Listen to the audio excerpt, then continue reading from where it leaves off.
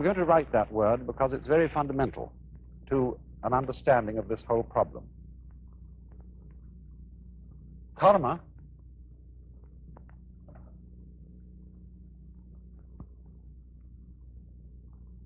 is sometimes understood, and maybe your ordinary dictionaries give it to you, as the law of cause and effect, but actually it comes from the root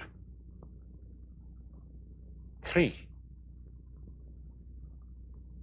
which in Sanskrit means to act or to do.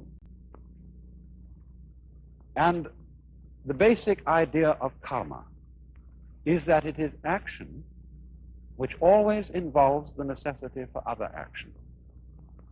As the Buddha once expressed it, this arises, that becomes. Now, this isn't quite the same thing as cause and effect. It is rather the idea of linkage. For example, when I pick up this brush, I lift it by one end, and the other end comes up. Now, we could say this is cause and effect, although this would be a rather cumbersome way of thinking about it. I could say, for example, that the coming up of the brush at this end is the effect of the cause, my lifting it at this end.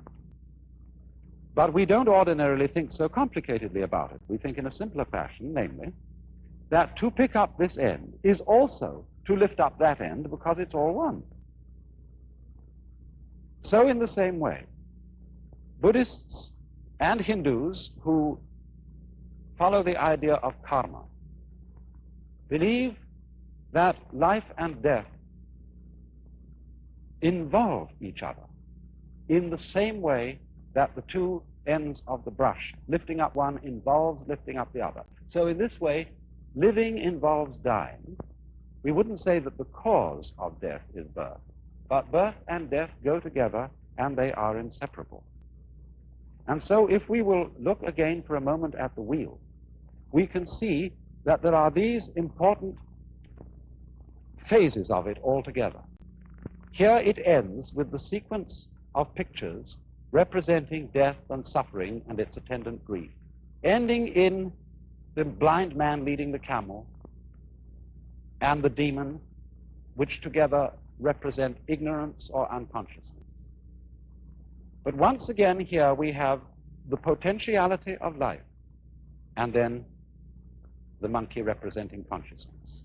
All these things are looked upon as linked and therefore inseparable.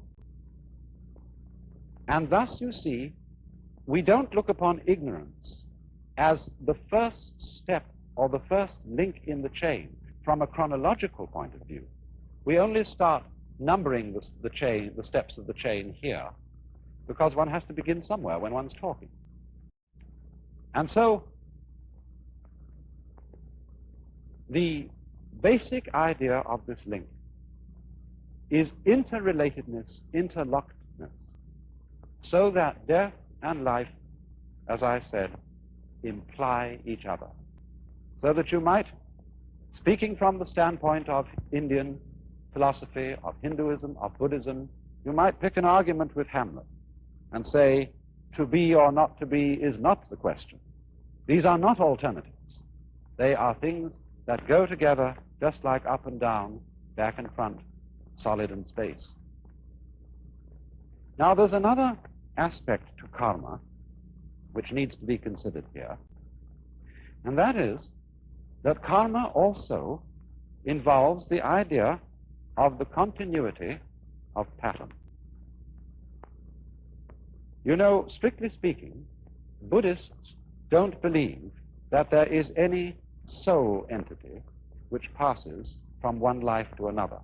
There is no sort of fixed I or fixed ego which once was an animal and then became a man and then became an angel and then eventually became a Buddha or something like that.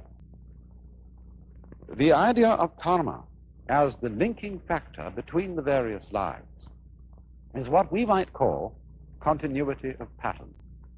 For example,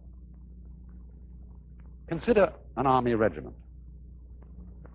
A certain regiment goes on year after year after year, Old European regiments, for example, have existed for hundreds of years. And yet the personnel of those regiments, and even the barracks in which they are stationed, are entirely changed. In the same way, a university. Harvard University has existed for a long time. Oxford for a lot longer. And yet there is not a single member of the faculty, not a single student, who was there when it first began. And yet, you see, the university goes on. Because what goes on is a pattern, a form of life. In the same way, the individual body of man, every 7 years, I think, all the molecules composing our physical structure are entirely changed. And yet, something identifiable as the pattern which we associate with Mr. or Mrs. So-and-so is still there. Another fascinating illustration of continuity of pattern in this sense is wave motion. It's perhaps easiest to illustrate with something like a barber's pole. When you twirl it. Now, as you twirl it, there's an illusion of something moving upwards from the bottom to the top of the pole. It seems that the strips go along. Now, actually, they don't go along. They just go round. And in the same way, also, when waves move across water, there's no water moving across.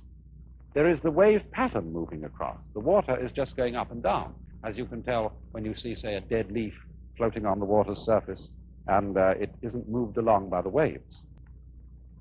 So this idea of continuity of pattern is the solution which Indian philosophy offers on the matter of the problem of death.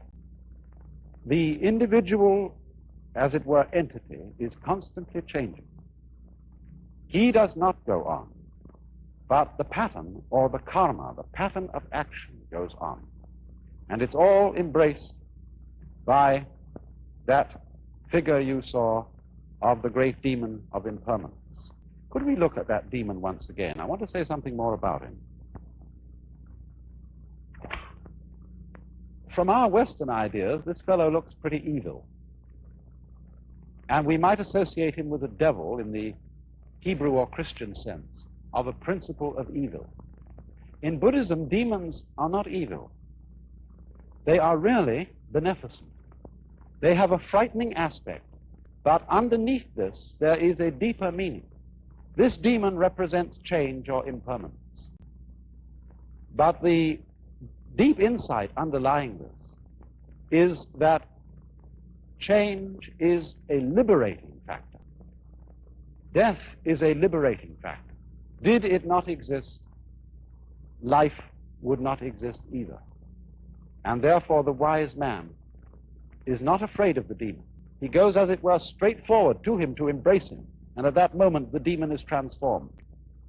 And so in the same way, in a deeper sense, Buddhists do not think of these various realms of the wheel as literal worlds where there are angels and demons and starved ghosts.